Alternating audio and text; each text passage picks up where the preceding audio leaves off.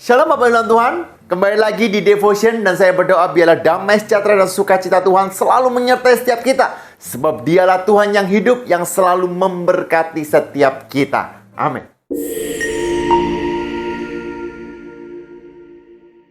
Baik Bapak Ibu, kembali lagi. Saya Pendeta Yosua Gunawan dari Gereja GB Keluarga Allah Blessing Surabaya. Hari ini kita akan bersama-sama merenungkan kebenaran firman Tuhan masih di bulan Maret dengan tema penyertaan Tuhan dalam tahun penggenapan janji Tuhan.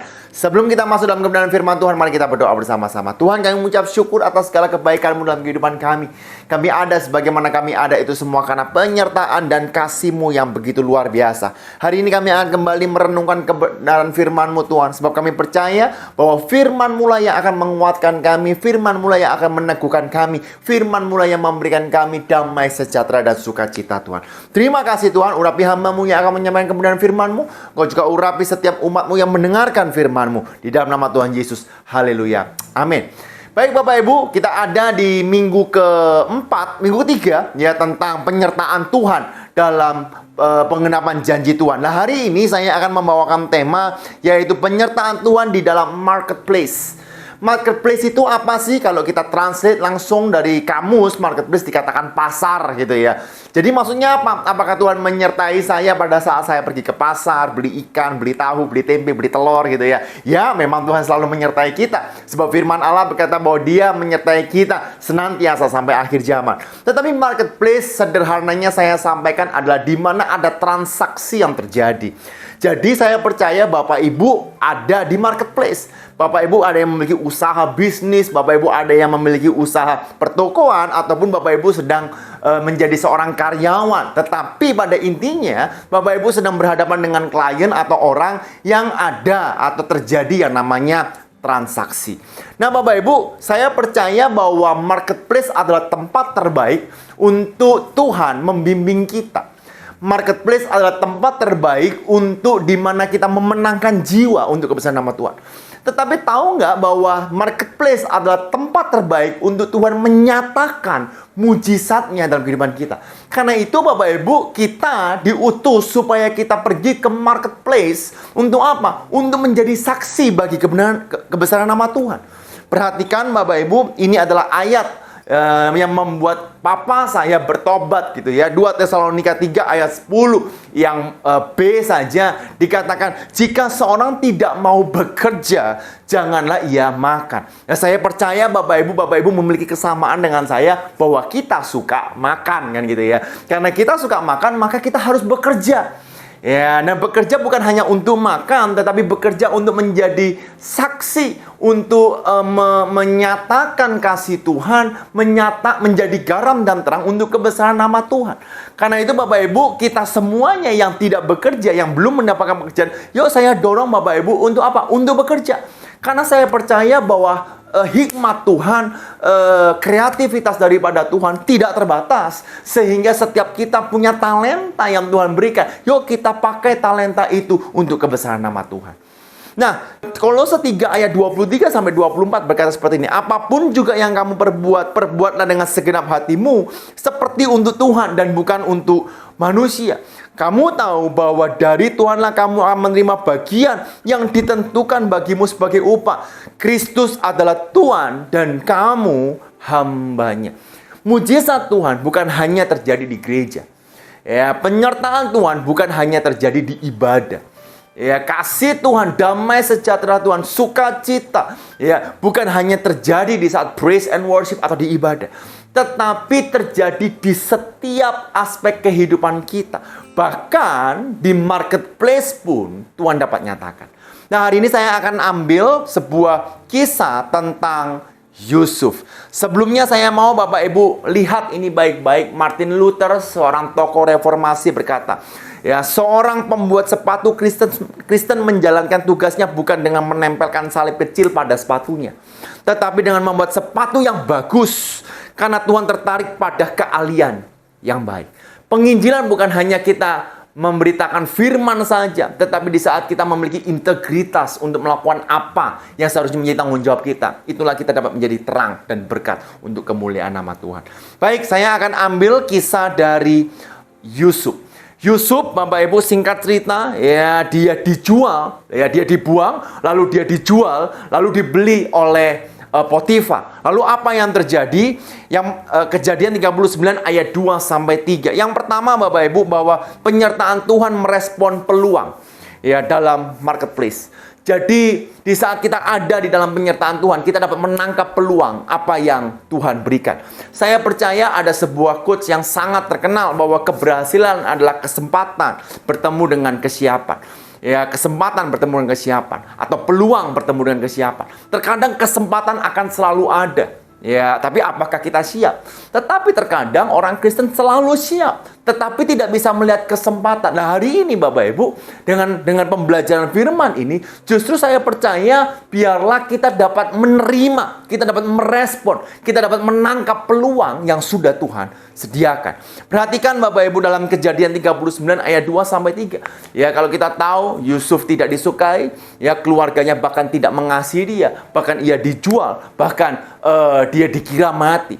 Kejadian 39 ayat 2 sampai 3, tetapi Tuhan menyertai Yusuf.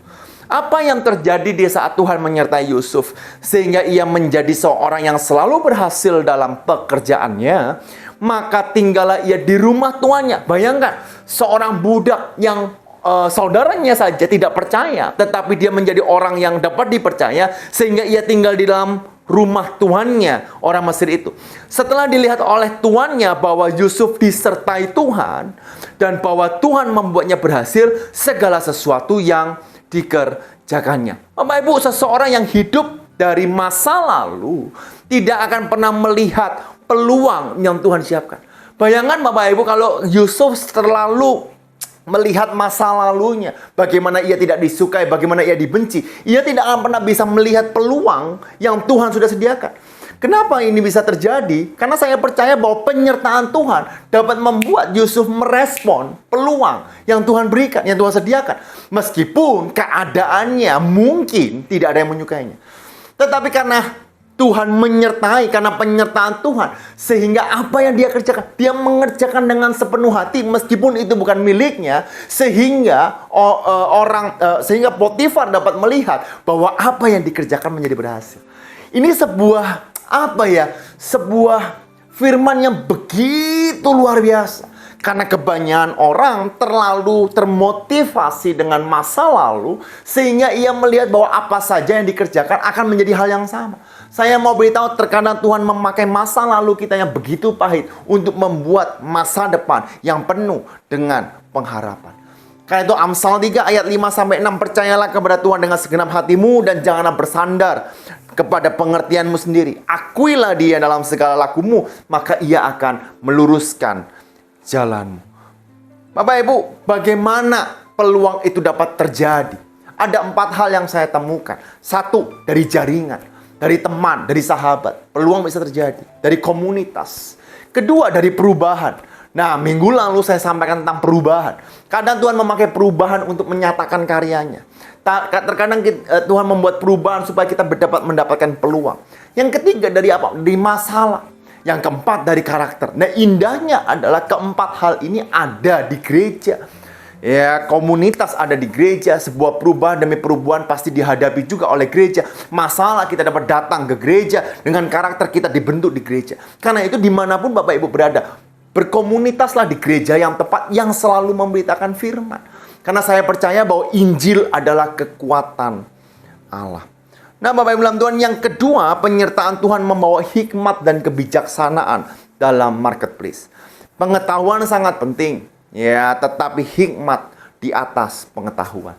Saya percaya bahwa hikmat adalah pikiran Allah. Saya cepat, Kejadian 39 ayat 3-4 berkata, setelah dilihat oleh tuannya bahwa Yusuf disertai Tuhan dan bahwa Tuhan membuatnya berhasil segala sesuatu yang dikerjakannya, maka Yusuf mendapat kasih tuannya dan ia boleh melayani dia.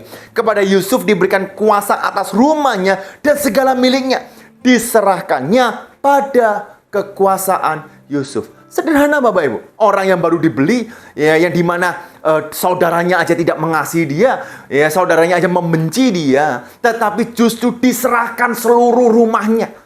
Ya, bukankah Ini menandakan bahwa Yusuf adalah pribadi yang berhikmat. Sehingga ia dapat mengelola rumahnya dan menganggap apa yang bukan miliknya seperti miliknya. Dia melakukan dengan segenap hati sehingga Potifar dapat melihat penyertaan Tuhan dalam kehidupannya.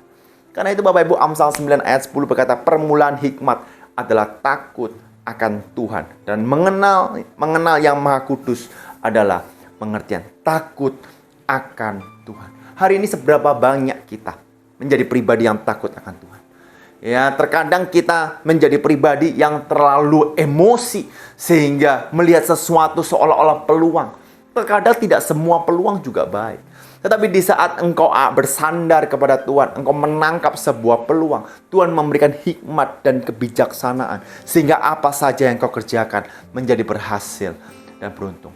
Karena itu 1 Petrus 2 ayat 9 juga berkata bahwa kamulah bangsa yang terpilih, imamat yang rajani, bangsa yang kudus, umat kepunyaan Allah sendiri. Supaya tujuannya mengapa engkau memiliki identitas hikmat yang begitu luar biasa. Untuk memberitakan perbuatan-perbuatan yang besar dari Dia yang telah memanggil kamu keluar dari kegelapan ke dalam terangnya yang ajaib.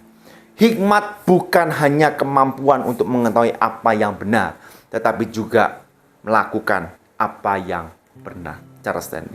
Dan yang terakhir Bapak Ibu, yang terakhir, penyertaan Tuhan membawa tanggung jawab dalam marketplace. Tidak hanya menangkap peluang, tidak hanya mendapat hikmat dan kebijaksanaan, tetapi dapat bertanggung jawab. Take responsibility for your own happiness, never put in other people's hand. Ya, bertanggung jawablah atas sukacita yang kau alami.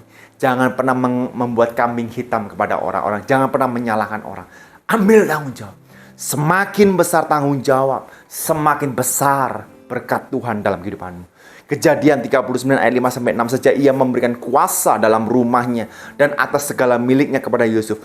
Tuhan memberkati rumah orang Mesir itu karena Yusuf. Ya, sehingga berkat Tuhan ada atas segala miliknya, baik yang di rumah maupun yang di ladang. Segala miliknya diserahkan pada kekuasaan Yusuf, dan dengan bantuan Yusuf ia tidak usah lagi mengatur apapun selain dari makanannya sendiri. Yusuf mengambil sebuah tanggung jawab yang besar, sehingga bahkan Potifar tidak mengatur apapun kecuali makanannya sendiri. Bapak Ibu, apapun, terkadang kita di saat menerima tanggung jawab, kita mengatakan, aku nggak mau berterima tanggung jawab. Aduh, capek aku, tanggung jawabku terlalu besar. No, ambillah tanggung jawab. Take responsibility. Kalau engkau jatuh, it's okay. Kalau engkau gagal, it's okay. Evaluasi, bangkit. Tapi engkau pikul kesalahanmu. Engkau ambil tanggung jawab itu. Sebab di saat engkau memiliki tanggung jawab yang besar, engkau akan melihat mujizat yang besar. Saya berdoa, setiap kita di dalam marketplace, kita dapat menangkap sebuah peluang. Kita minta hikmat dan kebijaksanaan daripada Tuhan. Dan ingat baik-baik Bapak Ibu, bahwa kita mau bertanggung jawab atas apa yang kita kerjakan. Tuhan Yesus memberkati. Tuhan, aku berdoa untuk setiap mereka yang sedang mengalami sebuah pergumulan, baik di dalam pekerjaan mereka di marketplace, baik di usaha bisnisnya, baik di pabriknya, baik di tokonya, ataupun Tuhan, baik di keprofesionalannya mereka, Tuhan. Apapun yang mereka kerjakan, Tuhan. Apapun yang mereka pergumulkan. Hari ini biarlah hikmat kebijaksanaan turun atas setiap mereka. Mereka dapat melihat sebuah peluang di mana namamu dipermuliakan. Dan apabila mereka mengalami sebuah permasalahan yang begitu besar, biarlah Engkau berikan kekuatan supaya mereka dapat memikul tanggung jawab yang besar. Sebab kami percaya di saat kami merespon sebuah masalah yang besar, penyertaan-Mu tetap ada dan penyertaan-Mu tidak akan pernah hilang. Maka tanggung jawab itu akan kami pikul dan membuat namamu dipermuliakan, dan kami percaya Engkau menyertai setiap kami senantiasa sampai akhir zaman. Berkati Tuhan dalam usahanya di dalam nama Tuhan Yesus. Haleluya. Amin. Tuhan Yesus memberkati.